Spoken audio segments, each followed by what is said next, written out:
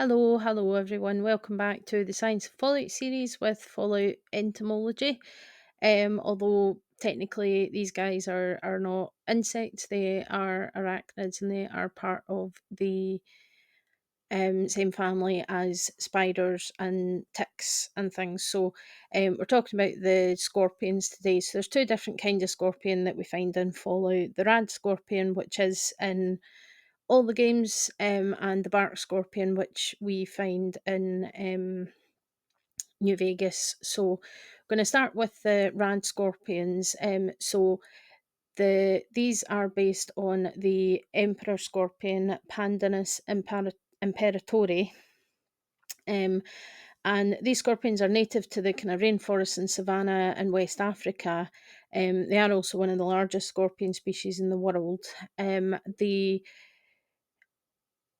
They're a popular exotic pet, so that's the reason that it's given that these scorpions have ended up across the US and Fallout is because they're a popular exotic pet.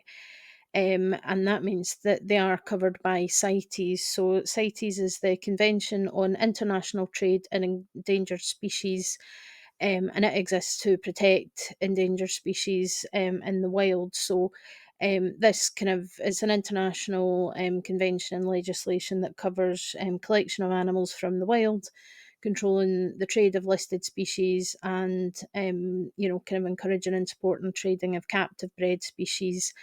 There's different appendices depending on how endangered the animals are. So the emperor scorpion is in Appendix 2, along with quite a few other popular pet species, exotic pet species, including my tortoise Turtwig, who's a Hermes tortoise, and they're listed under Appendix 2 as well. So it's something.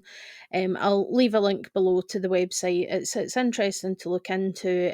But this sort of international agreement, it's been around for a long time, and it's there to protect endangered species from things, like being sort of caught to be sold and that kind of thing.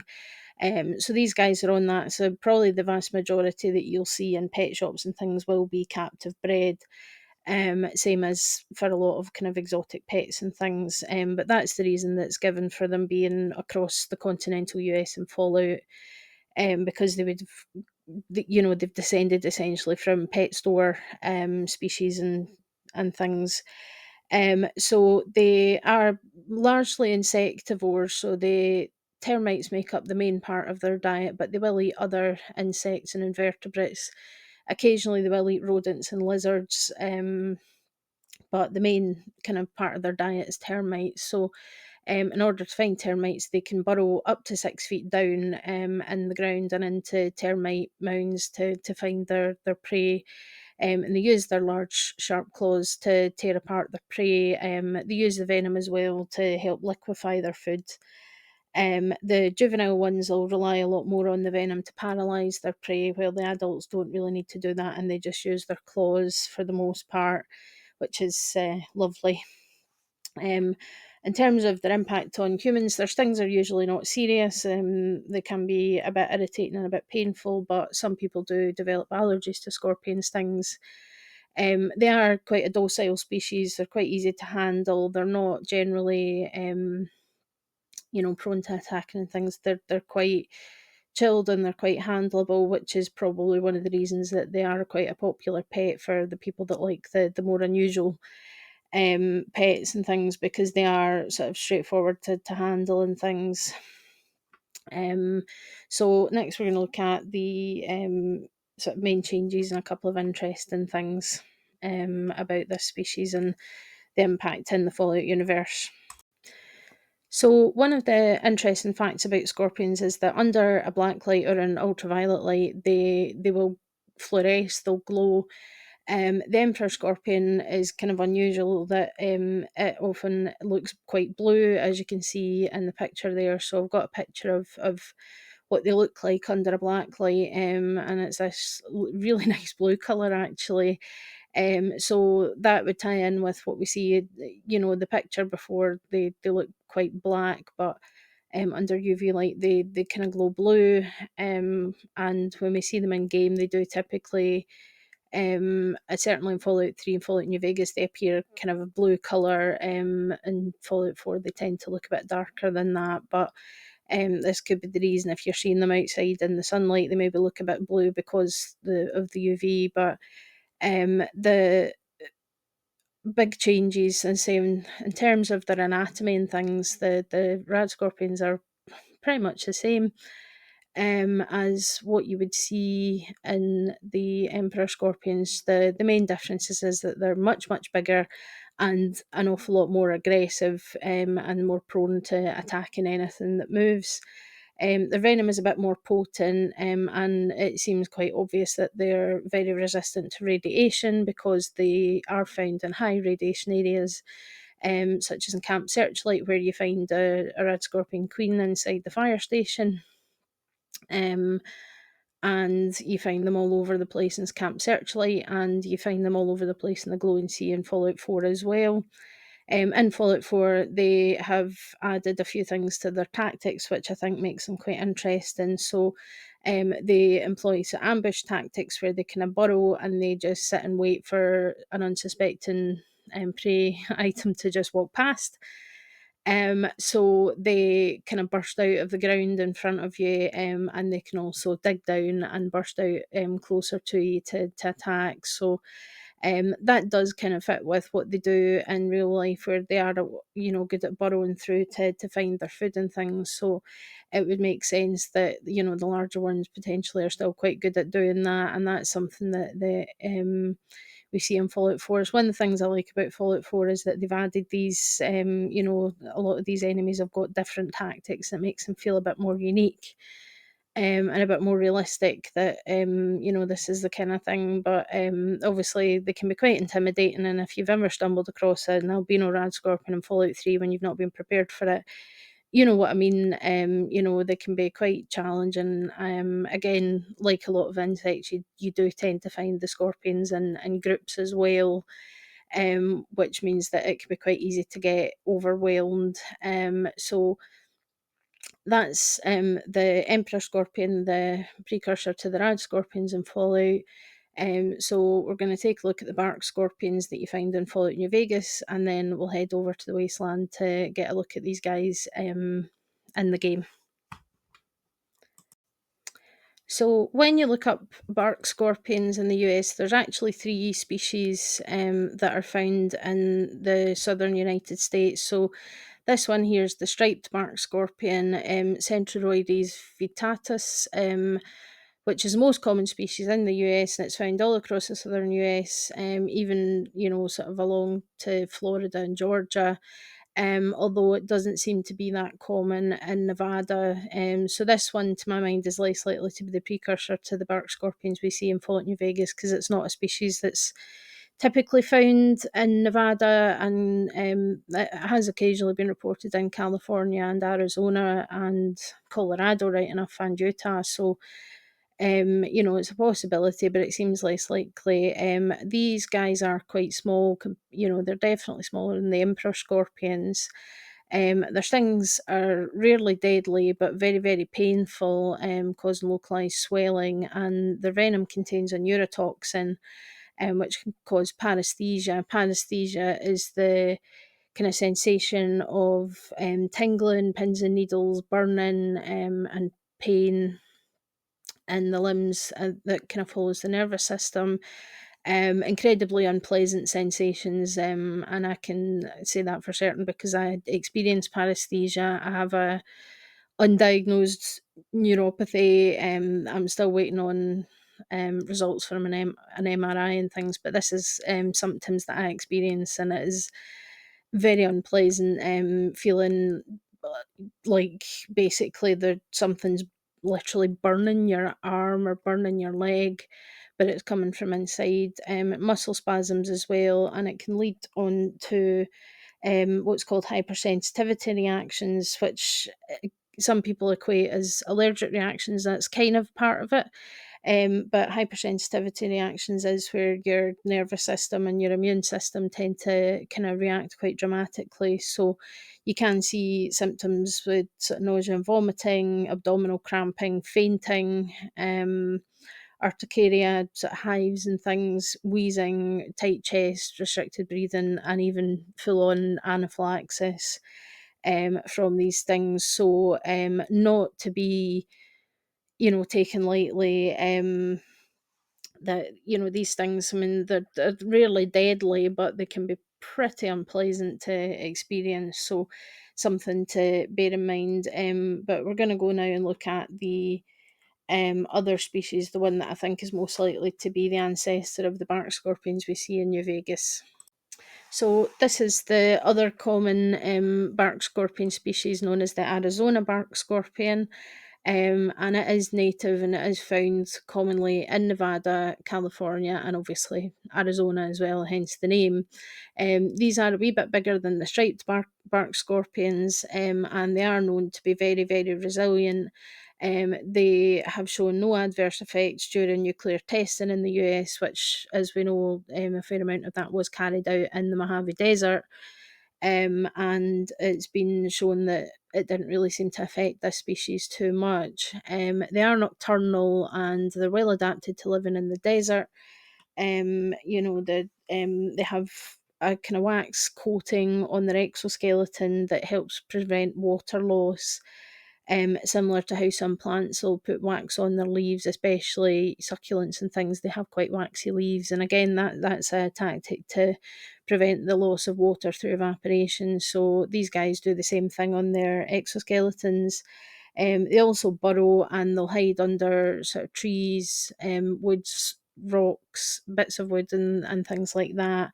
During the daytime, they can burrow into the ground and they can get inside houses quite easily as well.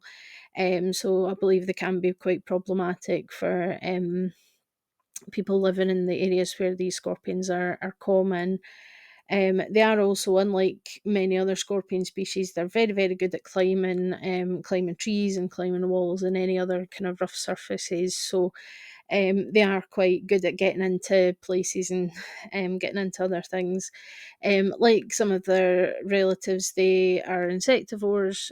They eat kind of small insects, spiders, and other scorpions sometimes. They are also the most venomous scorpion in North America. Their venom causes severe pain, paresthesia, as we talked about, vomiting, which can last for sort of 24 to 72 hours.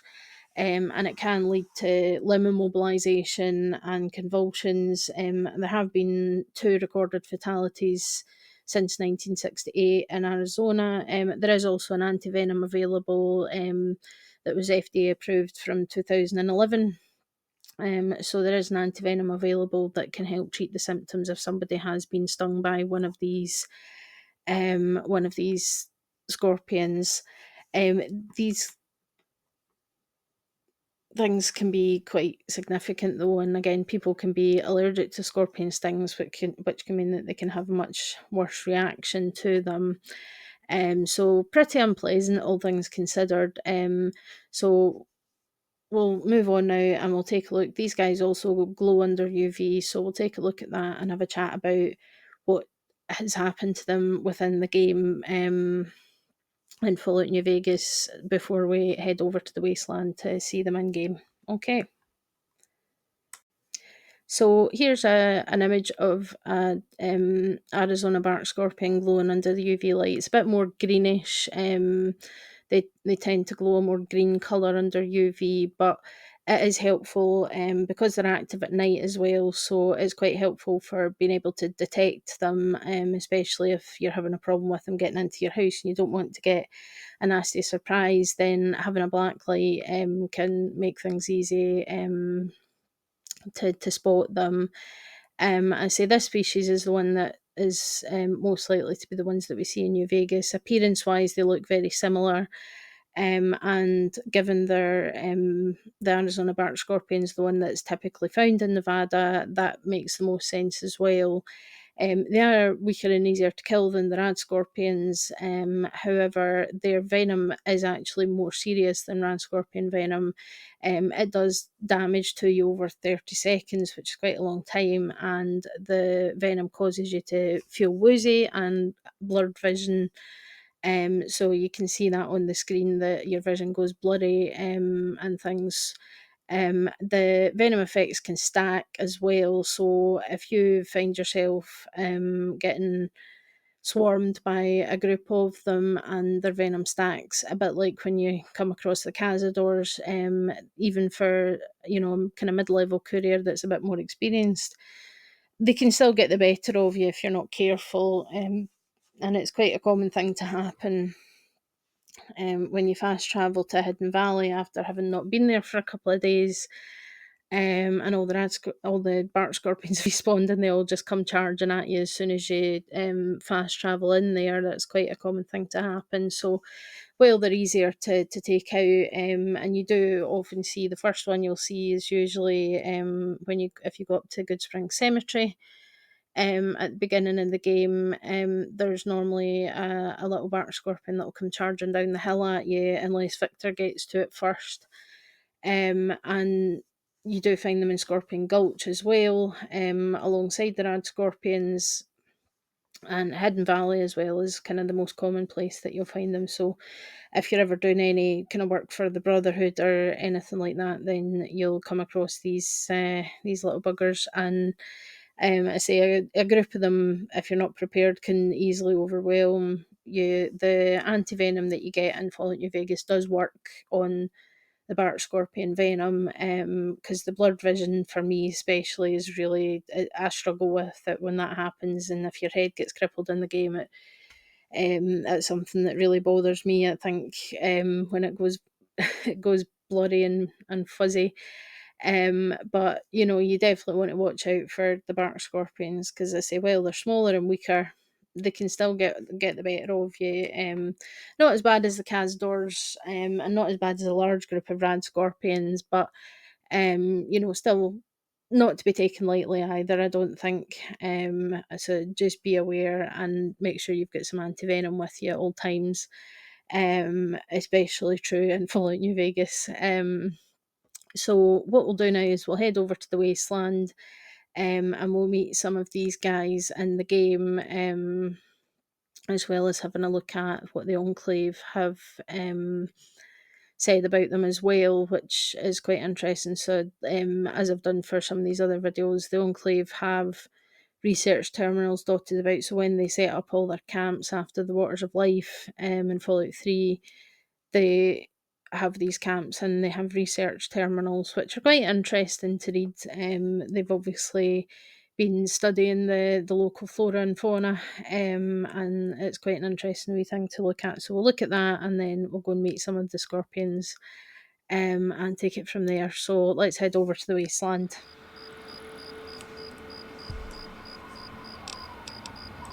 Okay, field entry for large scorpion: Arthropoda, Arachnida, Scorpionis, Scorpionidae, Pandinus. So, based on research, at first glance appears to be an enlarged Pandinus imperator, but further testing is required to make a more precise identification. So that is the Emperor Scorpion. Yeah, the North American Emperor Scorpion, which are quite popular as pets, and presumably a lot of the ones that have established as the giant Radscorpions have come from, pets or pet shop stock.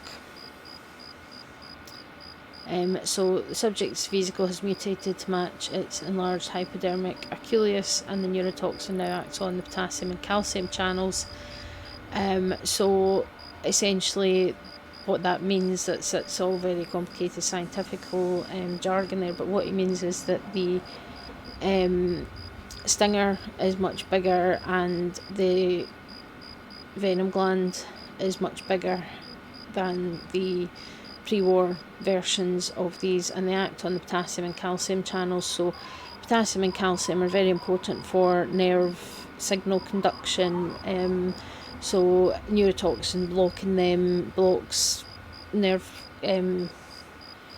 signals, which basically reduces kind of motor control and things like that. So I'd say their venom is more potent than the emperor scorpions, because they've got larger and they are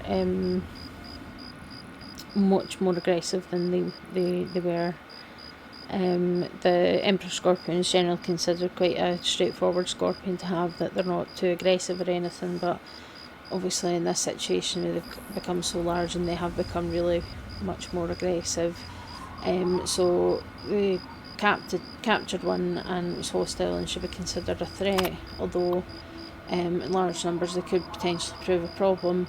There's anecdotal reports of even larger ones, so talking about the giant Radscorpions, but it's likely that such reports are exaggerations, which we know isn't the case. We do come across the giant Radscorpions, and if you have broken steel, and you're at a high enough level, then you'll come across the albino giant Radscorpions. So they are much tougher than the giant ones, and distinctive because they lack the kind of greyish blue pigmentation that you see in the other Radscorpions. That's why they're called albino, and they're kind of pinky white in colour, because they don't have that pigmentation in their carapace,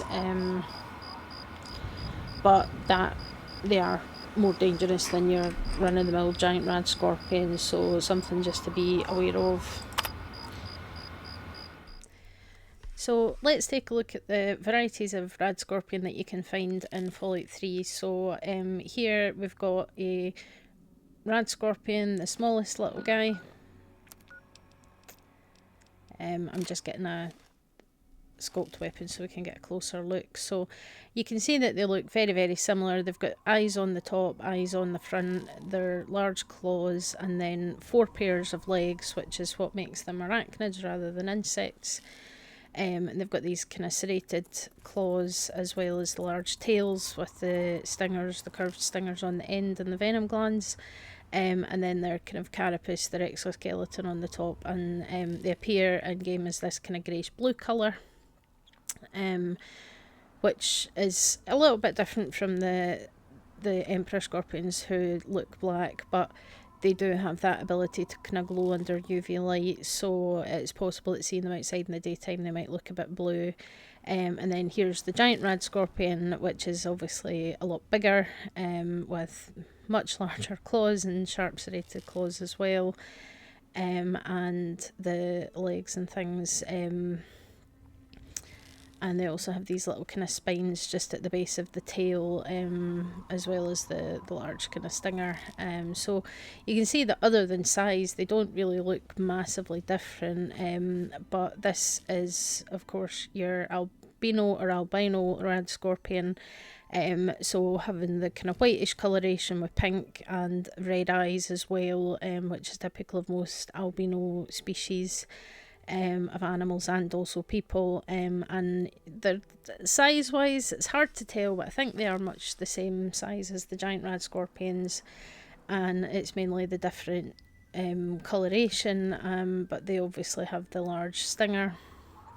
Again, they look very typical of scorpions. They've not changed in terms of anatomy or anything. It is really just the kind of size, the venom, and the more aggressive disposition, because as we talked about, the emperor scorpions are generally considered quite docile. They're thought to be good kind of starter pets for people that want to keep this kind of species, because they are quite easy to handle. But just to show that the main kind of, they don't really have very obvious weak points. The tail can be a wee bit weaker and less protected than the body, when you look at that. And you can see, I mean, I've got a sculpt 44, and the amount of damage that I can do to this albino Radscorpion is it's not much. It's not much. And they are very tough to kill. So the albino Radscorpions were added on in broken steel, so when the level cap was increased from 20 to 30, these were introduced alongside the Super Mutant Overlords and the Feral Ghoul Reavers to give high level characters something a wee bit more challenging, although like in Skyrim they've kind of stuck with the more HP and defense means more difficult, which isn't necessarily more satisfying for the player, but they are very tough, the Radscorpions, because they've got that exoskeleton, that outer sort of chitinous layer, which is quite tough, and does protect them. It's something that, like all species invertebrates that have exoskeletons, that as they grow they'll kind of molt and then they'll regrow a new exoskeleton and things, and it's quite interesting to see. But you can see, I mean, obviously this, I've got the combat AI turned off and I use console commands just to spawn these guys in because my character's not at a high enough level for the albino Radscorpions to spawn yet, and so that we could show you the comparison. So you can see this is their kind of alerted behaviour where they feel threatened because they're aware of me, but they don't have the urge to attack. But you can see them pottering about. A common place to find them is near the regulator HQ. Also quite common to find them wander about round about Girder Shade as well, and various other places in the north of the map in Fallout 3. So that's these are the kind of varieties that you'll come across. Definitely not a fun time when you do, if you can spot these guys. I mean, their colouring, other than the albino ones, they can blend in quite well among the rocks and things, so they're not always easy to spot from a distance, but a group of them can be quite dangerous. So I thought we would take a look at the Fallout 4 version of the Radscorpions. There's a few changes that have been made. Their appearance definitely is a bit more creepy. They've got a wee bit more kind of iridescence in their carapace and things, which I quite like. And sort of more spiky bits and things on them as well. And there's obviously progression of them as you get to the higher levels and you get the more dangerous ones. So it's one thing about Fallout 4 I really like is the enemy progression, that they have more and more powerful versions of each type of enemy as you level up and get further in the game. And we're here in the Glowing Sea, which is oftentimes the first place that you'll probably encounter Radscorpions. Certainly could be for a lot of people is when you come into the Glowing Sea. So they obviously thrive in this environment, and the radiation doesn't seem to be having much of an impact on their reproduction capabilities or anything like that. But yeah, you can see the kind of difference in appearance, but the real difference in Fallout 4 is their behaviour. So when they are kind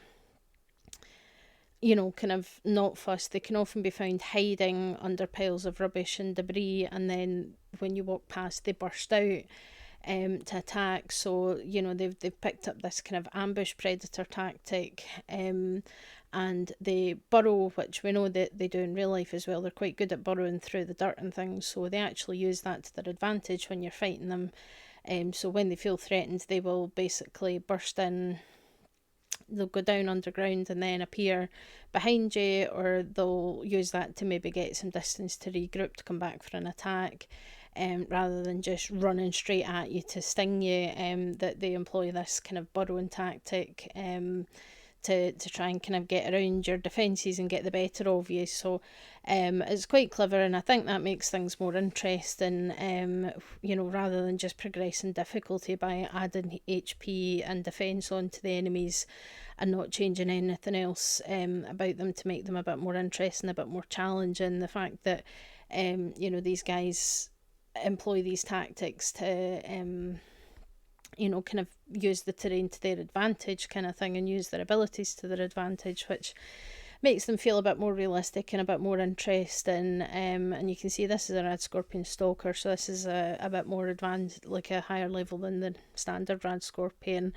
And you can see that carapace on the top looks thicker and looks tougher to my mind compared to you know, the ones that we saw in Fallout 3. It's you know, and it indicates that this thing is more protected and has kind of better armor protection and things, so it's quite interesting to see. And I do like what they've done with the enemies in Fallout 4. It definitely makes them feel more unique and more interesting, that they don't just kind of run at you and try and sting you, that they have this tactic of going underground and trying to get behind you to kind of get in a sting before you can react and that kind of thing, which is quite clever. So yeah, really, really interesting.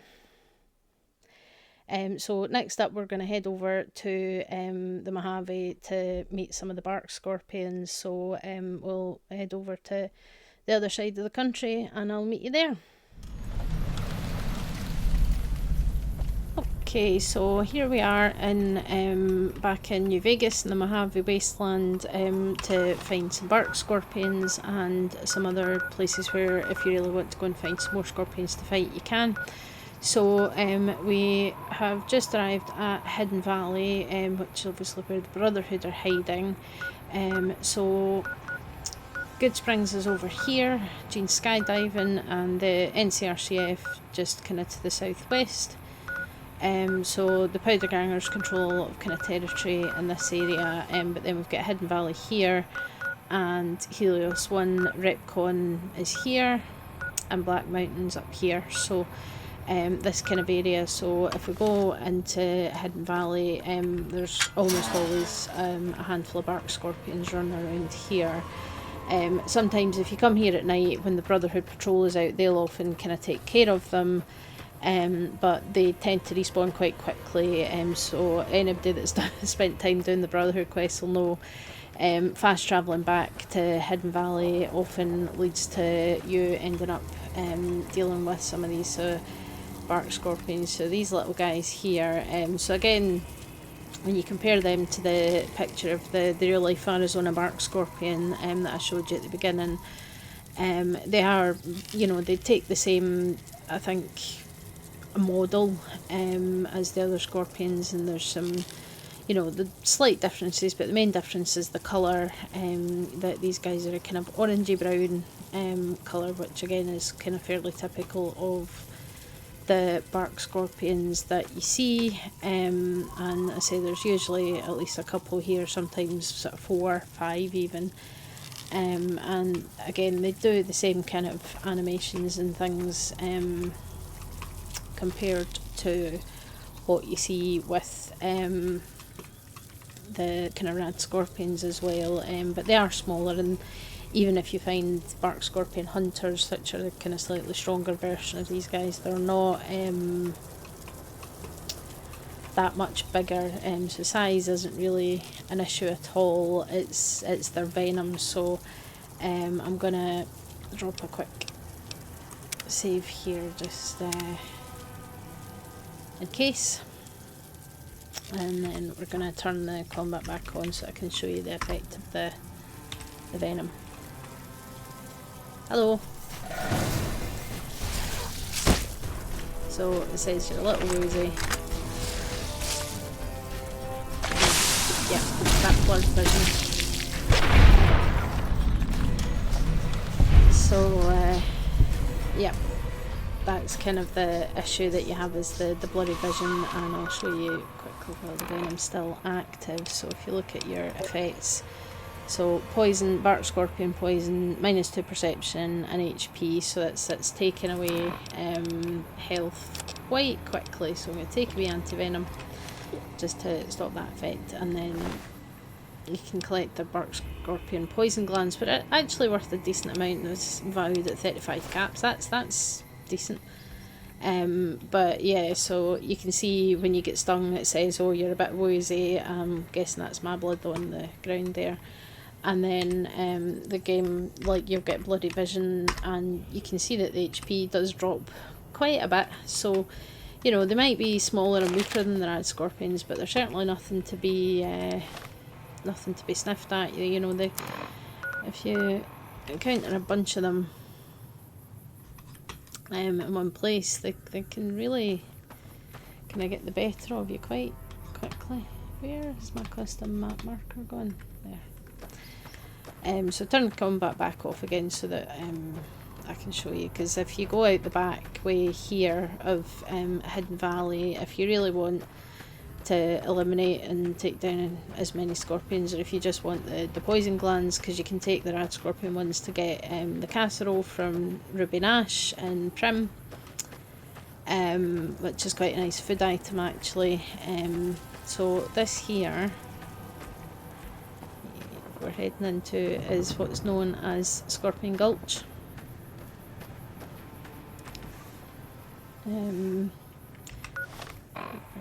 Almost in the right kind of location, yep, nearly there. So yep, Scorpion Gulch, so named because all the scorpions are hanging out. So again, you can see that it's pretty much the exact same model as the Fallout 3 ones. And then come down here and oh look, there's more. So yep, Scorpion Gulch, name suits it quite well because it's just chock full of scorpions. So we've got some giant Radscorpions here. I think they're a giant one. Yep, a giant one. The albino ones don't exist here, but you do also have... Are you? Oh yeah, alive. But we've got the giant Radscorpions, and then there's always a group of the bark scorpions. So these guys do seem to be friends as such, so they're not hostile to each other, but under normal circumstances they definitely would be hostile to you. So this is not an easy place to traverse. So yeah, you can see Hidden Valley's there, Helios 1, and to the south is the Rep Contest site. So this does allow you to get through. I think you can walk all the way through, but if you decide to go this way, you have got a massive number of scorpions to cause problems for you. So if you're going to go this way, take your time and bring plenty of anti-venom, because look at them all. And then this dead prospector here, who's obviously nope, slave scarf over there, rat meat.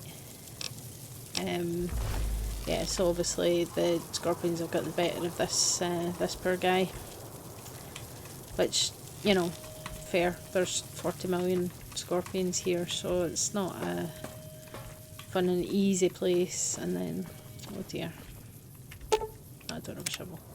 Okay, so yeah, somebody's been buried up here. But then if you survive all the scorpions and you come out right at the back of Helios 1. So yeah, there's not quite as many of the kind of giant Radscorpions around, but there's certainly quite a few. You do also find them in Camp Searchlight. As I said, they do seem to like kind of hanging around in high radiation areas, so you can find them in Camp Searchlight, and there is a queen inside. In fact, let's head over there and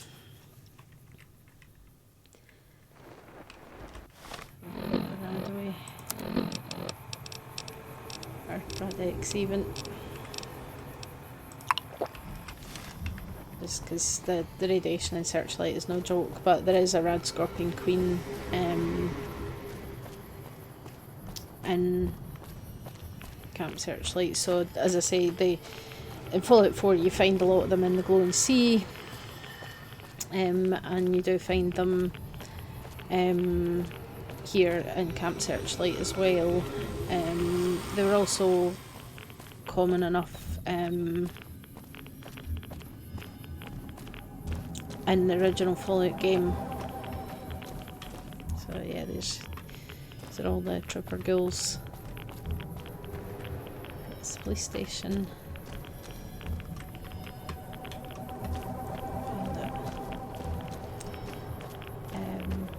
This looks like the place. I know radiation. Radiation's bad. We don't like radiation.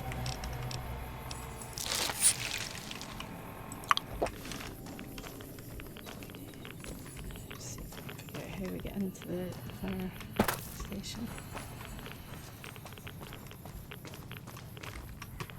I need a key. Okay.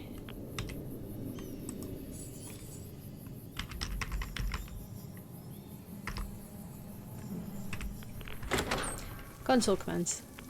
So yep, here we are. Radscorpion Queen. So yeah, basically much bigger. She's even bigger than the giant Radscorpions. And look at the size of those claws. And even the poison gland looks huge, and that stinger's massive, absolutely massive. But yeah, you're supposed to get the key to get in here because it's part of the Wheel of Fortune quest. But you know what, I'll take some more rad away because I feel like I'm going to need it. Yeah, this place is super radioactive. In fact, have I got a hazmat suit? I do not. Okay. Yeah, so that is, and there's actually some dead Legion people in here as well. But yeah, that's your Radscorpion Queen, so she's so much bigger, but I'm going to get out of here before I actually die of radiation poisoning. Let's get away from the... Yeah, because basically what happened here is the NCR were using this as a base, so the Legion detonated a dirty bomb, which completely irradiated it and converted a lot of the NCR troopers into feral ghouls pretty much instantly, because we know that sometimes the ghoulification process is quite slow, but it can also happen suddenly. Uh-oh. There's some Legion guys here.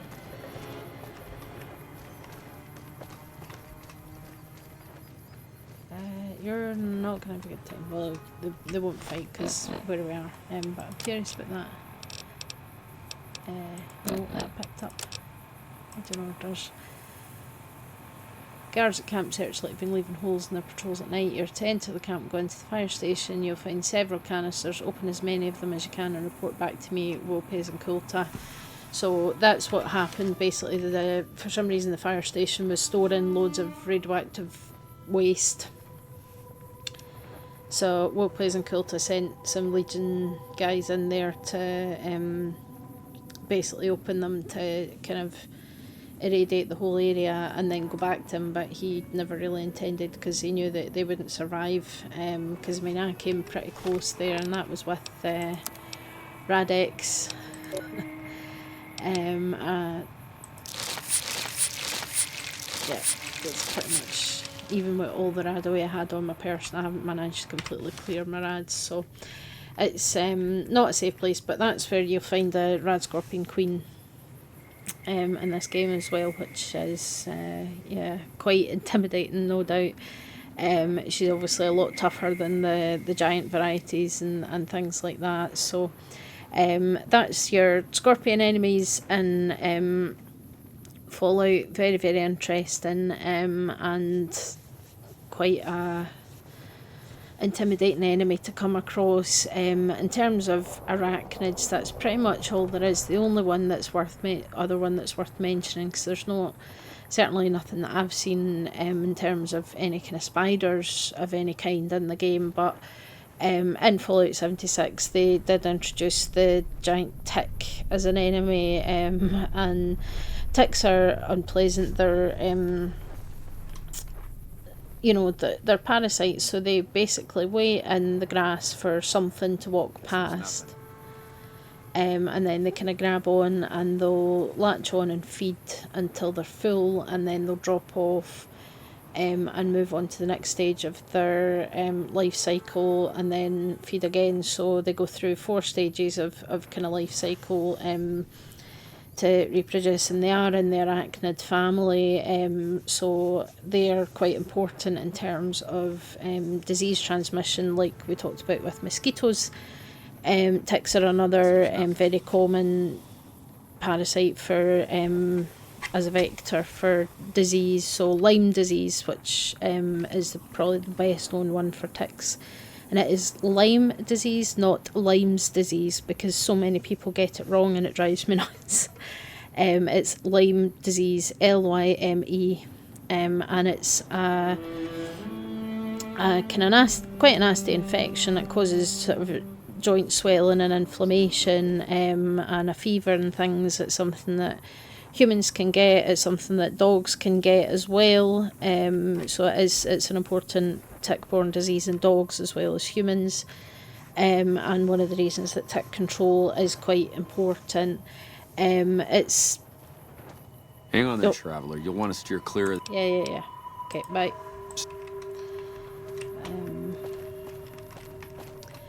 So, they are kind of problematic, and they've kind of basically evolved in Fallout 76, if I remember rightly. I mean, it's been a couple of years since I played it. I played it at launch for a while, but that they would, feed and get engorged, and then they could spit the radiated blood at you like the blood bugs do. And they're quite easy to kill in the game. Probably easier than they are in real life, because if you've ever tried to squash one, they're not easy to squash. I usually just, whenever I removed one from a dog or a cat, I would usually just drown it in surgical spirit. That worked quite well against them, but they're horrible. They're horrible ticks. I've seen them up close under the microscope as well, and particularly unpleasant, but they're the only other kind of arachnid species that we've really seen in the Fallout universe in any capacity. So the main ones, and the Radscorpions, are definitely the bigger threat as well. So hopefully you find this interesting. They're quite interesting creatures. I mean, I'm not somebody that's easily kind of put off, even when it comes to insects that give me the ick. I can still kind of deal with it. I think largely due to my career. It's as maggots really disgust me, but when you've got a patient with fly strike, you kind of have to just deal with them whether you like it or not, and that's just the way it goes. But it's an interesting one, and I think the scorpions, they're obviously very, very successful as a species in this universe. That they seem to be quite resistant to the radiation, and they seem to actually thrive in radioactive species, and it obviously doesn't have an impact on the reproduction that like it might do in other species. You saw that here, that the queen's sitting in that radioactive fire station where the rads are pretty high. That I was taking up to like 7 rads per second with Radex. So but there was lots of little ones round about her, so she's not having any trouble with reproducing, and that would explain why they are still quite a prolific problem across the wasteland. It's one of the first kind of side quests that you get given in Fallout 1 is to go and deal with the Radscorpions that are attacking Shady Sands. So the fact is that they were a problem then, and they're still a problem for people in the wasteland now. Just shows that they've obviously succeeded where a lot of other species clearly haven't, especially spiders. We don't really see any evidence of spiders, so whether that's a choice for accessibility, because arachnophobia is one of the most common phobias, or whether it's because plenty of other games do have like giant spiders as enemies. A lot of fantasy games will have you killing giant spiders in a cave at some point. But yeah, it's an interesting one. But that covers us for the Radscorpions and the Barkscorpions.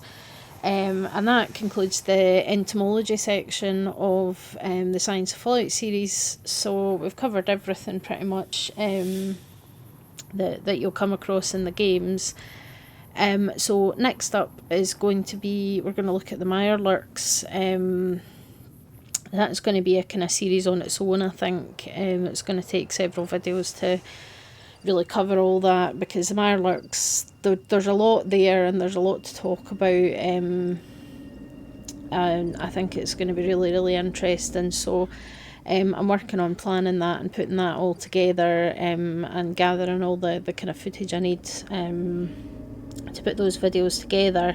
So it does take a bit of work, in terms of researching, and getting footage, and finding the images and things like that. And all image credits that I use are all in the description of the videos as well, and I'll always put in helpful links as well if you want to read more. But I'd love to hear your thoughts, and if you think this has been interesting, let me know in the comments. If you liked it, a wee like on the video does go a long way, and if you want more and you're interested in hearing and getting a notification when I upload videos, then drop a subscribe as well. It's a big help to the channel, and it means that I can keep creating more interesting content for you guys. But I'd love to hear your thoughts, and if you have a particular favourite among the bugs of Fallout, or if there's anything that you particularly don't like dealing with, let me know. And if you happen to know any fun or interesting facts about any of these species that I've not mentioned, then again, let me know. One of the things that I'm really enjoying about doing this series is that I'm learning things as well. It's, I'm providing lots of interesting new information for other people, but I'm also learning things as well, which I really, really enjoy. It's a lot of fun. And I think once we get into some of the more complex species, especially with the death claws, because I'm a big reptile fan. I've treated quite a few reptiles. I've done surgery on snakes. I've treated monitor lizards. I've treated all kinds of things.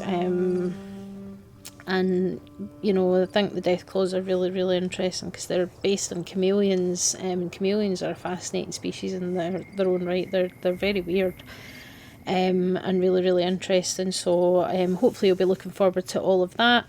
And as always, keep your anti-venom handy when you're traversing the wasteland, especially if you decide to wander into Scorpion Gulch. Be prepared. Stay safe in the wasteland, and I'll see you next time. Bye.